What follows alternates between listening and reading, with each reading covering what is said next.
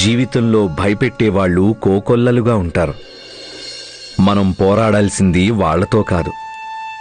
మన అంతరంగంలో ఏదైతే భావం మనలో భయాన్ని పుట్టిస్తుందో మనం ఆ భావంతో, ఆ భయంతో పోరాడాలి.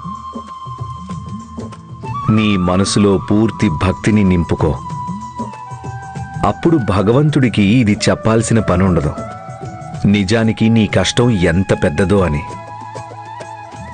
కానీ నువ్వు కష్టాలకి చెప్పు, నీ భగవంతుడు ఎంత గొప్పవాడో. కష్టాలు అవే భయపడి గాల్లో కలిసిపోతాయి.